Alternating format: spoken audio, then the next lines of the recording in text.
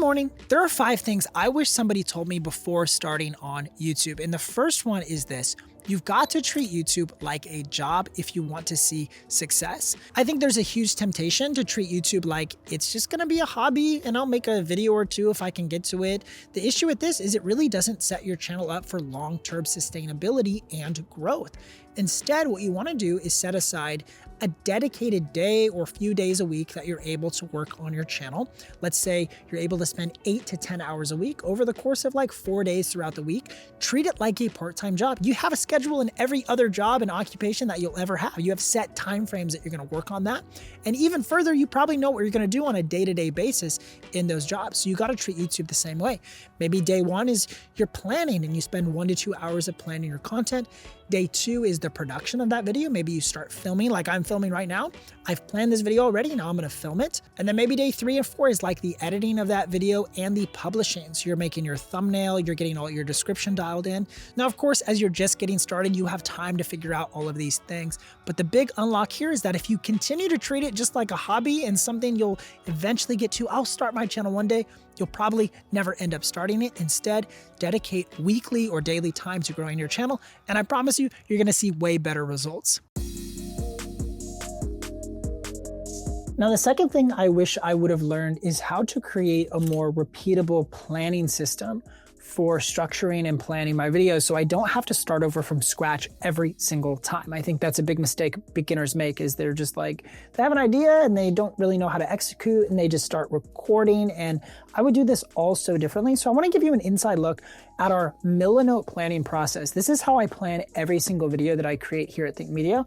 And I'll just dive into this completed Milanote board so you can get a glance. And I know it looks kind of overwhelming, but it's actually pretty simple. It just goes column by column.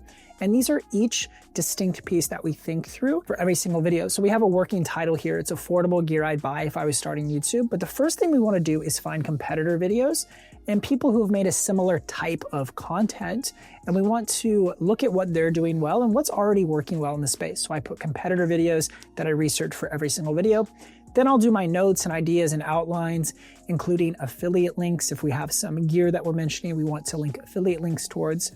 Then we'll do something called title crew. So this is our title crew section. And this is where we put in like 10 is minimum, but we do sometimes 30 or 40 titles to figure out the best title and positioning for our video package. So you can see here, some of the titles we thought about for this video were like budget YouTube gear I'd buy, my favorite budget YouTube gear. We have even Nathan in here talking about his favorite titles. Kyle, our content director, same thing. And ultimately, we actually landed on Nate's title that we preferred, which is affordable gear I'd buy if I were starting YouTube in 2025.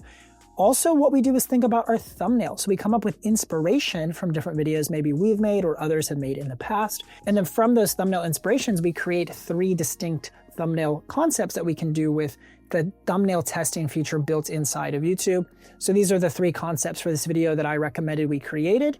And then Takashi, our thumbnail designer, created these different designs for me. And then ultimately we decided to test these 3 concepts right here for our final testing. Now, I know this might seem like a lot, and honestly, it is a lot of planning that goes into making these videos, but ultimately, this is a repeatable system that I can come back to. So I combine this Milanote board with my Google document that has the rest of my outline or my script, if it's a full-fledged script, and I use those 2 to plan all of my videos. And another thing I would have absolutely started using way sooner as a beginner is a software called VidIQ. VidIQ has been a longtime partner of this channel, and I constantly am using their software to come up with winning video ideas that actually perform well. But my favorite tool from them by far is their Outliers tool, which is able to identify specific videos that have outperformed on various different channels. So you can figure out what kinds of videos are actually highest in demand right now that you should be creating. They also have a YouTube Studio plugin that you can add to your YouTube Studio, and then that helps you package up your videos with better titles and better SEO so you can get discovered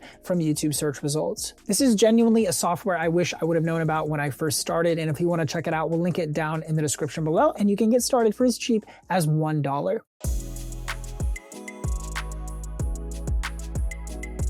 Now, the third thing that I wish I knew before starting on YouTube is that the tech that everybody says is important is not actually what's important, at least at the beginning. I think people put such an emphasis on having the best camera, the latest camera with the biggest 4K image sensor, and the quality is so important. Yeah, I mean, those things are great. And you know me, I love cameras. I have like 30 cameras at my house. But the thing that is way more important at the start than upgrading your camera is actually upgrading your audio. Like for the majority of this video, I'm using one of the most affordable mic systems that we recommend, the Hollyland Lark M2. And I've paired it with this little wireless mic handle. That's kind of nice. It just gives it a more professional feel. And I like holding the mic. What can I say? But upgrading to a simple system like this is going to greatly improve the quality of your videos because you're going to sound way more clear and crisp. And it's very difficult when you rely on these built-in microphones of like a smartphone or even a mirrorless camera. Those built-in mics typically are not very good, and there's quite a bit of noise and handheld noise that happens when you use them handheld. So if you can upgrade your mic system, I think that's a way better long-term investment than even trying to get like the greatest 4K camera that costs $3,000–$4,000. I'm just using the iPhone for the majority of this video, the iPhone Air even, not even one of like the iPhone Pros with 7 cameras on the back of them. It's just the iPhone Air, but I think the image quality, I mean, look at this. This is an iPhone, but I think the image looks fantastic, and you're gonna get way more bang for your buck by deciding to upgrade your audio source before you try to get the latest mirrorless camera. And with all of that money that you're gonna save by not having to research all the latest cameras, I would focus my attention and energy on just putting repetitions out and making the most videos that I can, starting with my smartphone and a simple wireless mic. Those repetitions are gonna help you build that storytelling muscle memory and give you data to work with. You'll have analytics and you'll see what's working and what comments are coming through on your YouTube videos. And all of that is so much more important than having the latest camera that can do 6K video, open gate, whatever. All of that is secondary to having crisp audio that you can hear very clearly and better storytelling.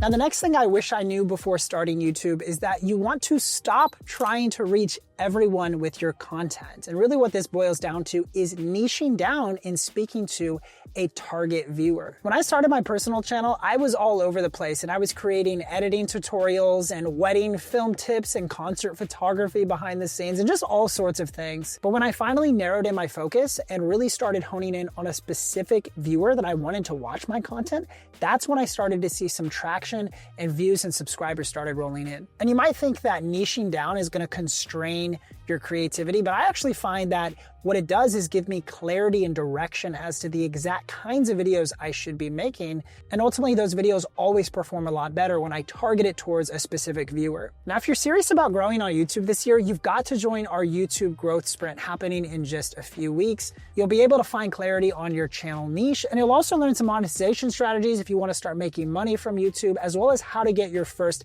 1,000 subscribers. And the best part is this event is completely free. So if you're interested, I'll leave a link down in the description below, or you can visit ytsprint.com to register today.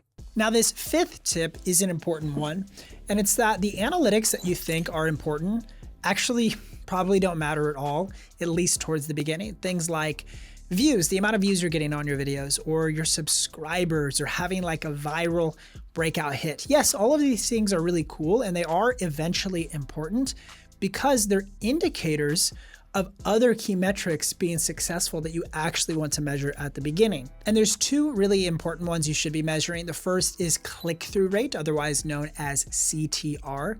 And this is whenever somebody encounters your video and has the opportunity to click on your video. Maybe they see it in the browse feed or on the side as a suggested video. And if they have the opportunity to click and decide not to, that contributes to a lower click-through rate. But if they decide, hey, your title is killer and your thumbnail was really intriguing, and they click, that's going to increase your click-through rate. And the other stat you want to measure is average view duration, or AVD. This is the average amount of time somebody is spending watching your videos. If you have a really short average view duration, let's say you have a 10-minute video, but people are only watching about 45 seconds to a minute long, that means that the introduction of your video really isn't holding people's attention. And you did get the click, and maybe you have a decent click-through rate, but people get into the content and they think the storytelling's weak or the hook isn't very good. These are good indicators if you have a low AVD that you've got to improve your storytelling and the structure of your video. So those are the two metrics you really need to be measuring. And at the beginning, you don't want to be measuring how many subscribers are coming from which video and how many views am I getting. All of those things will eventually come if you focus on having a good video package and retaining people for longer durations of your videos. Now, if you're serious about growing on YouTube this year, you've got to check out our YouTube growth sprint happening very soon. I've linked it right here in this end card. You can go to that website, or it's in the description of this video. And I've also linked another strategy video you should check out right there, and I'll see you in that video.